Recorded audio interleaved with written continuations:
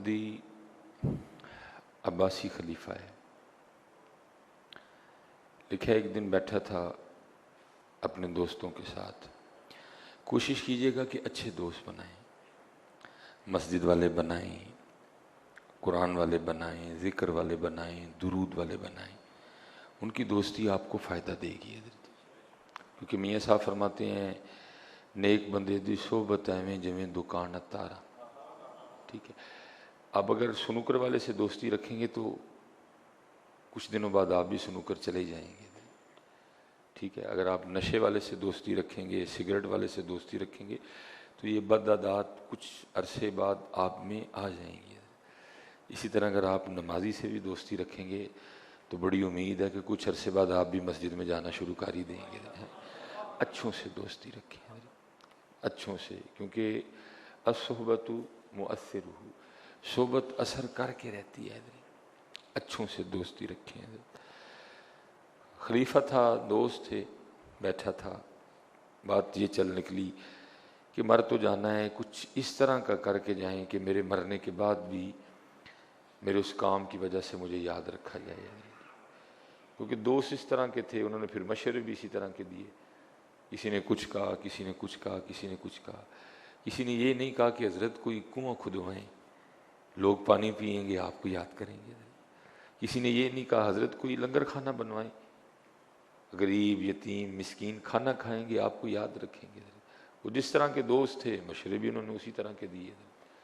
وہ جتنے بھی مشورے جمع ہوئے نا، ان میں جو مشورہ پسند آ گیا وہ یہ تھا کہ کوئی بہت بڑی عمارت تعمیر کی جائے، جیسے آج بھی تاج محل ہے، اور بھی بڑی ایسی عمارتیں ہیں کہ جن کی وجہ سے بنانے والوں کو یاد رکھا جاتا ہے۔ تو یہ مشورہ مان لیا گیا کہ کوئی عمارت بنائی جائے جس کی وجہ سے مجھے یاد رکھا جائے۔ پہلے تو نقشے پہ اچھا خاصا کام ہوا، نقشہ پاس ہو گیا، پھر عمارت بننا شروع ہوئی، بڑی نفاست سے عمارت بنائی گئی۔ جب بن گئی نا تو اس کا جب افتتاح کرنے کا دن آیا تو پھر دوستوں نے مشورہ دیا کہ حضرت اس طرح کریں کہ اس عمارت کو نا ہر خاص و عام کے لیے کھولیں، بھئی سارے آ کے دیکھو، جو دشمن ہیں وہ جلیں گے، ان کو تکلیف ہوگی، ہمیں خوشی ہوگی، ٹھیک ہے، جو دوست ہیں وہ خوش ہوں گے۔ اور دوسری بات یہ ہے کہ جو حاسدین ہیں وہ ذرا آ کے نا بڑی گہری نظر ڈالیں گے، کوئی کمی تلاش کرنے کی کوشش کریں گے۔ تو ویسے تو ہمیں امید ہے کہ بنانے والوں نے کمی چھوڑی کوئی نہیں، لیکن ہو سکتا ہے اگر کوئی کمی نکل آئی تو وہ بھی ٹھیک ہو جائے گی۔ وہ لکھا ہے جی اعلان کر دیا گیا فلاں دن اس عمارت کو ہر خاص و عام کے لیے کھولا جائے گا۔ کھول دی گئی، خاص بھی آئے، عام بھی آئے، دوست بھی آئے، دشمن بھی آئے، محبت کرنے والے بھی آئے، حاسدین بھی آئے، اور سارا دن لوگ اس عمارت کو دیکھتے رہے۔ لیکن عمارت پہ محنت اتنی کی گئی تھی کہ کسی کو کوئی عیب، کوئی نقص نظر نہیں آیا۔ وہ لکھا ہے کہ عباسی خلیفہ مہدی بڑے کر و فر کے ساتھ نا اپنی عمارت کے سامنے کھڑا تھا۔ وہ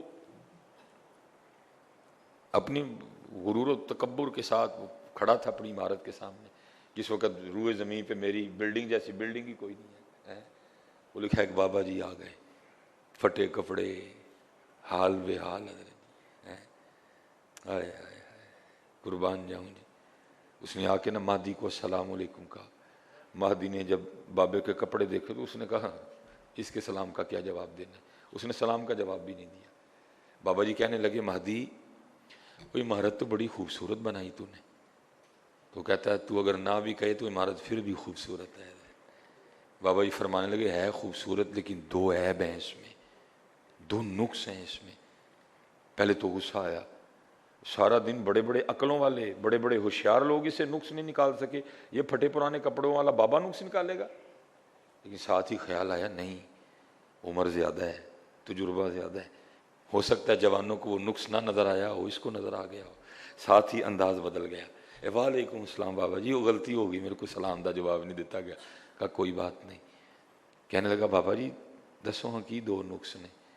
فرمایا پہلا نقص تو یہ ہے کہ بنانے والا سدا نہیں رہے گا، اور دوسرا نقص یہ ہے کہ یہ بھی سدا نہیں رہے گی۔ کل من علیہا فان۔ لیکن حضرت جی میں نے بھی سنا دی، آپ نے بھی سن لی، لیکن اندر والا کہاں مانتا ہے حضرت جی، وہ نہیں مانتا کوئی، وہ کہتا کھو اندر والا کہاں مانتا ہے حضرت؟ میں نے بھی سنا دی، آپ نے بھی سن کے آگے سے سبحان اللہ کہہ دیا، اندر والا مانے تو بات تب بنتی ہے نا۔ یہ تو کہتا ہے کھو ادا بھی کھو، ادا بھی کھو، عید آ گئی ہے نیمبو 1200 روپے دے کلو ویچ۔ ہاں حضرت جی یہ کام مانتا ہے اندر۔ اللہ یاد رکھنا حضرت جی ایویں ہی پٹھیاں بازیاں پہ مارنے، وہ چلیا اپنے اللہ تے توکل تے یقین رکھ کے بہ، تیرا جو بھی ہے تینوں کوئی نہ کوئی بہانہ کر کے مل جائے گا، کیوں تو